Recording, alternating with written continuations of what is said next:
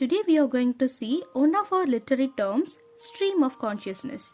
So, stream of consciousness is a phrase which was used by William James in his Principles of Psychology, which was published in 1890, and it is to describe the unbroken flow of perceptions, memories, thoughts and feelings in the waking mind, and it has since been adopted to describe a narrative method in modern fiction. So, stream of consciousness is a narrative style that tries to capture a character's thought process in a realistic way. It's mimicking the non-linear way our brains work. Okay, and then stream of consciousness narration includes a lot of free association, looping repetitions, sensory observations, and strange or even non-existent punctuations and syntax, all of which helps us to better understand a character's psychological state and worldview. So, authors who use this technique are aiming for emotional and psychological truth. So, for example, to think like that, on my way to record this video, I didn't think like, now I'm walking to the library. When I get there, I will say good morning to the photographer and then begin recording, and I hope it goes well like that. So, it is stream of consciousness.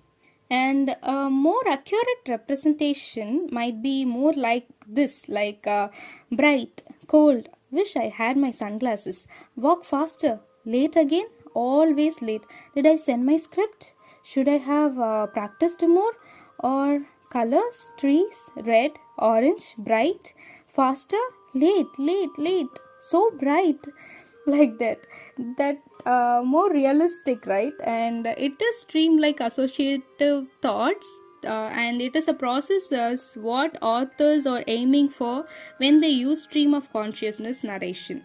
So here I am going to give an funny example from a movie called Kadalil Sodappuvadu Eppadi. It is a Tamil movie. Okay, it has quite a funny scene where the hero and the heroine visited a coffee shop, and there the heroine Amala Paul's stream of consciousness is an absolutely funny one.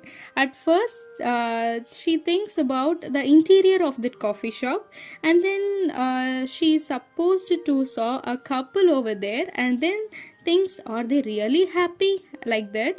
And then she then notices a girl with long hair, and then she wants her hair to grow longer, and then she also thinks about visiting a hair spa, like that. So this is one of the funniest examples of stream of consciousness. So, and the next example is from Virginia Woolf's Mrs. Dalloway. Okay, read this sentence. For having lived in Westminster, how many years now? Over 20. One feels even in the midst of the traffic or waking at night, Clarissa was positive, a particular hush or solemnity, an indescribable pause, a suspense, but that might be her heartbeat, affected, they said, by influenza. Before Big Ben strikes, there, out it bloomed, first a warning, musical, then the hour, irrevocable. And this passage is about Clarissa Dalloway's connection to the city, linking her own heartbeat to the clock's time. But it's also a good example of stream of consciousness. It has associative thoughts like moving her clock's time to her influenza, and it has usual syntax, all those semicolons and all, and also it has sensory details like sound, music, and the feeling of the heartbeats. Okay, and here the next example, and it was from Toni Morrison's Beloved. Okay, so here the air is heavy, I'm not dead, I'm not there as a house. There is what she whispered to me, I'm where she told me I'm not dead. I sit, the sun closes my eyes. When I open, I see them, the face I lost. Sethe is the face that left me. Sethe sees me, see her, and I see the smile. Her smiling face is the place for me. It is the face I lost. She is my smiling face at me. And this example is even more unconnected than the first, and that's a key element of understanding this particular character. The speaker is childlike, ghostly, scared, and confused. Her agitated repetition of "I'm no dead" makes it feels like she is desperately holding on to life, and many echoes of Sete's smiling face shows the emotional resonance and importance that image carries for beloved. Association is also prominent in this example, moving from the house to the sun to the eyes to the Sete's face. And how about the syntax? You noticed that the particular character's thought are so fluid and streamlike, and that there is no punctuation at all.